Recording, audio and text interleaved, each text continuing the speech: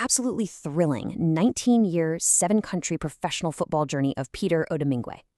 Now, if you follow football, you definitely know the name. But, too often, a player's entire legacy kind of gets boiled down to just one or two viral moments. Well, today, we're looking at the whole shebang. We're charting a chronological summary of his journey, hitting on those key club transfers and the massive international achievements that really defined his time on the pitch. It's a story of just incredible adaptability, and man, I am so excited to guide you through it. So here's the roadmap for our explainer today. We'll start with Part 1, Rising Star, Nigeria to France. Then Moscow Days and Olympic Silver. Number 3, Premier League peak at West Brom. 4, we got to talk about the transfer deadline day drama. And finally, 5, a Super Eagles final chapters. Let's get right into it. Section 1, Rising Star, Nigeria to France. So before lighting up the Premier League, Odemwingie actually charted a super unique path. He was born in the Soviet Union to a Nigerian father and a Russian Tatar mother. Which begs the question, how exactly does a player make the massive leap from the Nigerian Premier League all the way to the UEFA Champions League? Obviously, it wasn't an overnight thing, right? It was a very deliberate, step-by-step climb up the footballing ladder. Starting out, he scored 19 goals in 53 league appearances for Bendel Insurance in Nigeria. And that domestic success, that's what earned him a ticket to Europe, specifically to La Louvière in Belgium, where, get this, he actually helped the club win the Belgian Cup in his very first season. Talk about an immediate impact. That momentum totally caught the eye of the French side Lille, and that's where his career really kicked into high gear between 2004 and 2007. Armed with that famous technique and blistering pace, Odemwingie didn't just casually participate in Ligue 1. He completely thrived, banging in 26 goals overall for Lille. But more importantly, he proved he can mix it up with the very best in the world. I mean, he netted a crucial Champions League goal against the absolute giants of AC Milan, right at the iconic San Siro. That strike helped take Lille to the knockout stages and firmly establish that, yeah, he absolutely belonged at the top level. All right, Section 2, Moscow Days and Olympic Silver. Okay, so his high-stakes club transfers really started to mirror a period of massive international success. In 2007, Lokomotiv Moscow bought him for a reported fee of $14 million on a 4-year deal. And smack in the middle of this highly lucrative club stint, he goes and secures an Olympic silver medal in 2008. All of this builds up to him eventually making his way over to England to join West Bromwich Albion in 2010. Now, maintaining top form across different leagues and tournaments at the exact same time is, well, it's incredibly difficult. But he became this undeniable driving force for both his club and his country. For Lokomotiv, he managed a really solid 21 goals in 75 Russian Premier League games. Meanwhile, for Nigeria, he was selected as an overage player for the 2008 Olympic squad, where he scored a vital quarterfinal goal against Ivory Coast. Oh, and 2 years later, named to the 2010 Africa Cup of Nations Best 11. The guy was just operating at absolute peak performance globally. Moving on to Section 3, Premier League peak, West Brom. So he signs with West Brom in August 2010, scores an 81st-minute winner on his literal debut, and honestly, just never looked back. But the ultimate number you need to remember here is 30. 30 Premier League goals for the Baggies.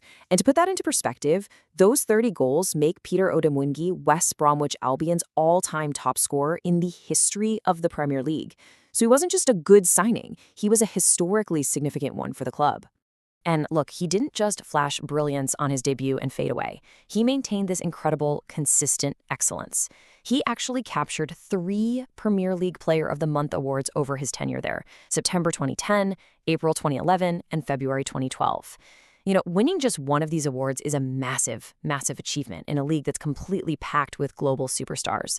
Winning 3, that proves without a doubt that Odemwingie was undeniably one of the most lethal forwards in England during this window.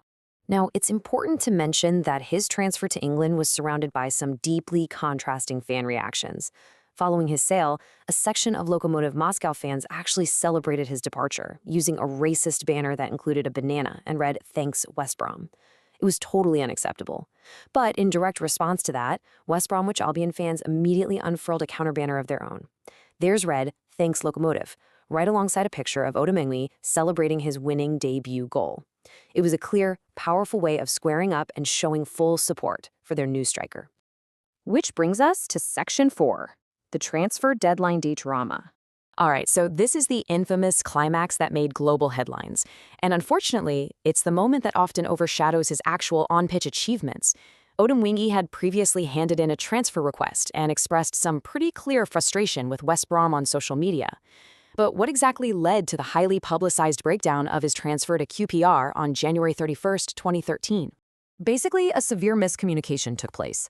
Step 1. Odemwingie arrived at QPR's Loftus Road Stadium in his car right on deadline day, fully under the impression a deal had been reached for his sale. Step 2. He was actually refused entry because, in reality, West Brom had not accepted an offer. And Step 3. The talks completely fell through. As a result of all this, Odemwingie was disciplined by West Brom for his actions. He publicly apologized for his behavior, and eventually he did resume training.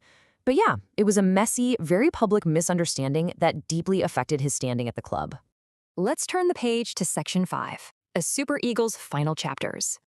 But of course, he continued to adapt. In 2013, he moved Cardiff City, and then pretty quickly transitioned over to Stoke City in a player exchange. And right in the midst of all this club movement, he secured a truly remarkable return to the Nigerian national team for the 2014 World Cup. Later on in his career, he even took his talents over to the Indonesian Liga 1, joining Madura United as a marquee player, before officially announcing his retirement in 2019. I mean, just look at this full decade of international dominance. We're talking about a span that goes from scoring 3 goals and winning bronze at the 2004 Africa Cup of Nations to the 2008 Olympic silver to making the 2010 AFCON Best 11. But the crowning achievement? For sure, it was being named to that 2014 World Cup squad after being away from the team for over a year and then scoring the match-winning goal against Bosnia and Herzegovina. That single goal gave Nigeria its first World Cup win since the 1998 edition. Now that is what you call a comeback. And then, in a totally surprising twist, his retirement from football in 2019 wasn't actually the end of his sporting life. Get this, Odemwingie has since pivoted to a completely different sport, officially qualifying as a PGA professional golfer. Seriously, no joke. It just goes to show that his drive for professional athletic excellence definitely didn't end when he hung up his football boots. So, we're going to leave you with this final thought. Beyond the crazy deadline day headlines, how will history ultimately remember the globetrotting goal scorer? When you look at the entirety of this explainer, when you see a 19-year, 7-country legacy filled with 30 Premier League goals, Olympic medals, and a literal World Cup match winner, does that lifetime of immense achievement outshine a single viral transfer moment? I certainly think so, but I'll leave you to ponder that one. Thank you so much for joining me to explore the incredible career of Peter Odemwingie.